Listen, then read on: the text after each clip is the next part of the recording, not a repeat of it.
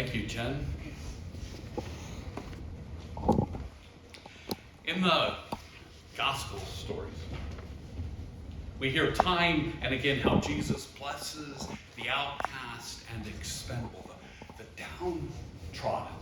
Jesus blesses the culturally unclean. He lifts up the downtrodden and rescues them from society's cruelty. He calls us to do that too. That's biblical. That's Jesus' way. The Bible also has admonishments to stay away from the unclean, the things and people considered dirty and soiled and tainted and impure and blemished. And God is even presented in some parts of the Bible as not wanting to be amongst the unclean. Indeed, holiness is often associated with cleanliness, that is to say, what the culture considers clean. And along the same lines, holiness is reportedly disassociated with the unclean. In Leviticus, priests, the worship leaders, the predecessors of modern day pastors, have a long, long list of unclean things they are to avoid. The Bible clearly indicates that they shall not make bald spots upon their heads, or shave off the edges of their beards, or make any gashes in their flesh, nor shall they shall not dishevel their hair, nor tear their vestments. And when it comes to whom they wed, a widow, or a divorced woman, or a woman who has been defiled, a prostitute, these he shall not marry. And the prohibition list for worship leaders goes on and on. No one, it says, who has a blemish shall draw near. One who is blind or lame, or one who has a mutilated face, or a limb too long, or one who has a broken foot, or a broken hand, or a hunchback, or a dwarf, or a man with a blemish in his eyes, or an itching disease, or scabs, or crushed testicles. Since he has a blemish, he shall not come near to offer the food of his God. In short, those who did priestly duties were not to be sullied with things considered in ancient Israel as uncleanliness. And the New Testament adds more such prohibitions, including infamously 1 Timothy, that suggests women are unclean and can't lead worship. This horrible, unloving text reads, "Permit no woman to teach or to have authority over a man. She is to keep silent." Clergy in parts of the Bible had all sorts of uncleanliness prohibitions that we thankfully no longer insist be followed, let alone think of as unclean. Clergy have washed away that uncleanliness. You won't even hear modern clergy who insist on enforcing biblical cleanliness rules for others, applying the biblical cleanliness rules meant for that. And of course, biblical cleanliness rules were not just limited to clergy. Ancient Israel considered many things unclean and made them abominations. Parts of the Bible consider eating pork, rabbit, and shellfish unclean.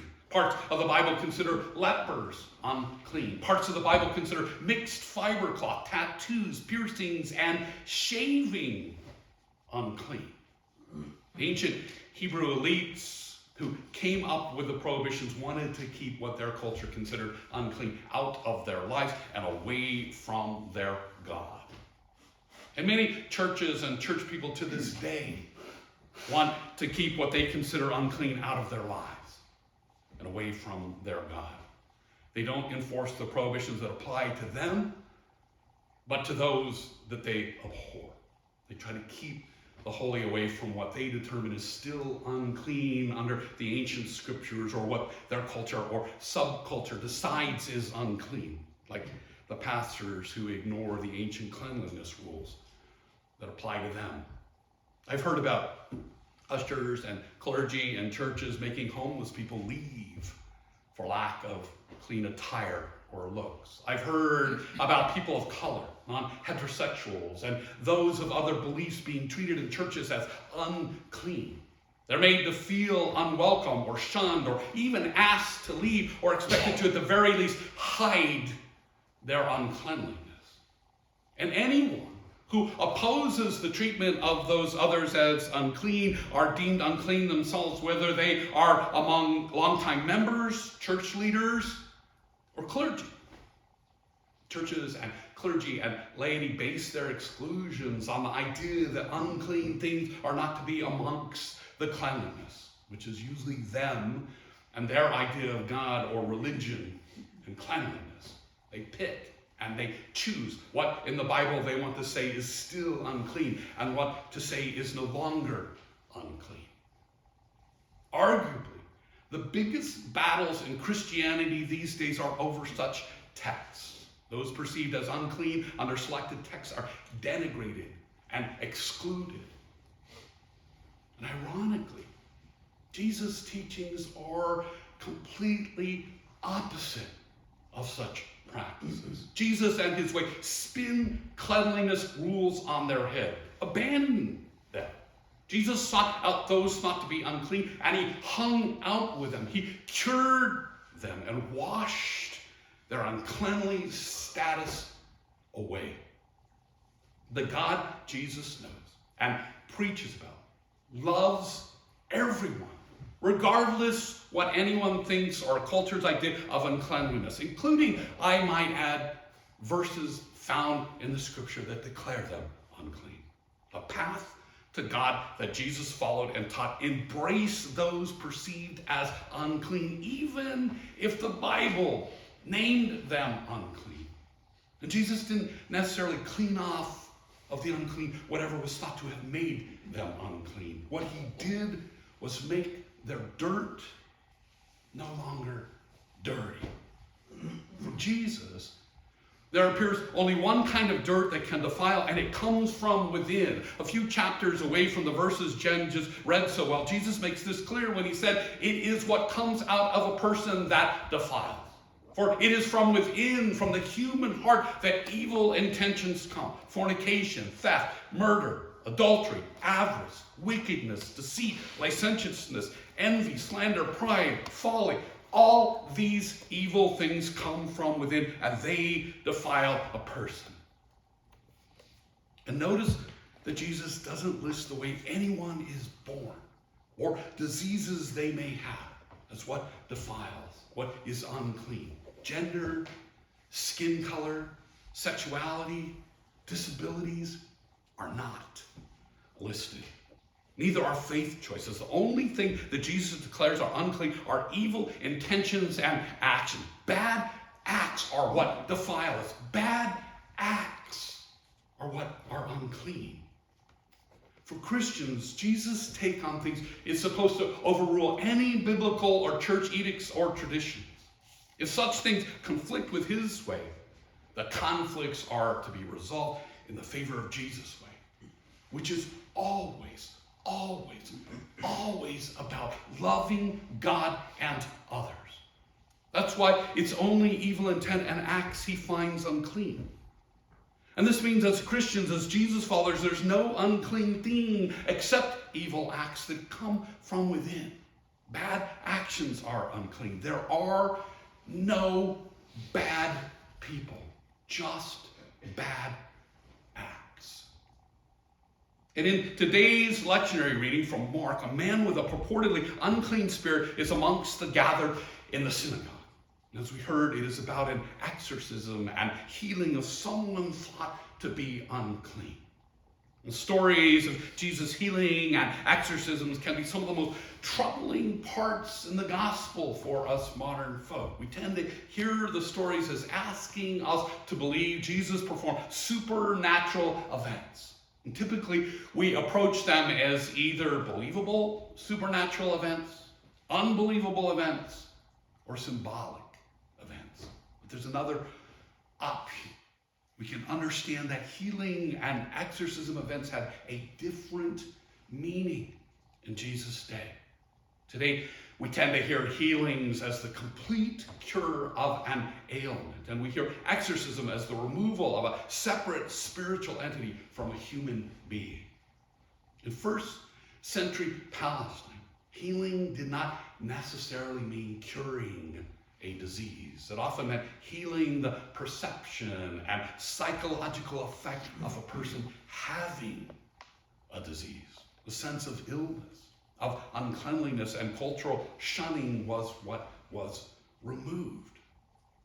In this way, Jesus' healing of say, a leper may not have been the removal of the physical ailment, but the removal of the social stigma that ailment caused. The outcast is no longer cast out, but invited into the community, healed of the cultural stigma. Jesus washed the cultural uncleanliness away. There's a story in the Gospel of Matthew that I think illustrates this really well. A leper said to Jesus, "If you choose, you can make me clean." And Jesus stretched out his hand and touched him, saying, "I do choose. Be made clean." And in that story, we can hear Jesus heals the leper's illness of being an untouchable by simply touching him and declaring him clean and making him a member of his community. And as a consequence, the leper is no longer untouchable, an outcast, or unclean. He is healed of his social label of uncleanliness because Jesus washed and cleaned him of it. In Jesus' culture, people believed in spirits and spirit possession. Spirits were thought to cause diseases, and so they are unclean. And those with diseases were understood to be spirit-possessed and were treated as unclean outcasts. This was deeply embedded cultural notion. The idea of demonic possession lays blame in big part on the afflicted, whom it was thought must have done something wrong to become possessed. And in cultures that believe in spirit possession, there are folks who can cast spirit demons out. Shamans. In the Roman Empire, it was a capital offense to perform exorcisms, to be a shaman. Because in the first century mind, there was a connection between demonic possession and colonial oppression. In Mark and Jesus' day, Rome's occupying presence was blamed for all these demons lurking about. And this made exorcisms a direct challenge to Rome. You see, spirit possession was blamed on the possessed and on Rome. And Rome didn't like that one bit. And Jesus did exorcism. And you may recall the famous story in Mark 5, just a few pages from our lesson, where the demons that Jesus cast out are named Legion, the title of Roman military units. And today's story is the first in Mark of Jesus exorcising a demon. And a New Testament professor of mine, Stephen Patterson, notes that this is an apt introduction to a string of stories in which Jesus casts out unclean spirits. Whenever they see him, they fall down and cry out. Jesus exorcises a man with an unclean spirit named Legion. He casts out an unclean spirit from the daughter of a Syrophoenician woman. He heals a deaf-mute boy by casting out an unclean spirit from him. And because of this activity, Jesus is said to have had an unclean spirit. Engaging the unclean casts one into their world. Stephen Patterson. Today we might say a person is tainted by his dealing with the dark side. Jesus was thought by some to be such a person. So as modern folks, what are we to make of these stories? Well, first of all, we don't necessarily have to believe in demons and spirits. We can, but we don't have to. But we do need to appreciate that the stories come from a culture that believed in them and that shamans could remove them. And what can this mean for us today is that one way or another, Jesus was experienced and can still be experienced as one who engages struggles with things that render one unclean and outside the company of God and humanity. His ministry meant inclusion for the ostracized. And consequently, whether we see Jesus as a shaman who really removed demons or as a man who embraced the unclean as they were, the meaning of the stories is the same. In Jesus, we have come to know a God who renders impotent the power of dirt to keep the unclean outside of human community. And I might add, it also takes away the idea that anyone is prevented from being with God or loved by God. Simply put, Jesus challenged cultural rules of uncleanliness with God's scrub brush of love. He challenged all the uncleanliness with God's scrub brush of love. And those whom Jesus scrubbed clean and loved, brings in, are considered completely clean, as we heard in today's story.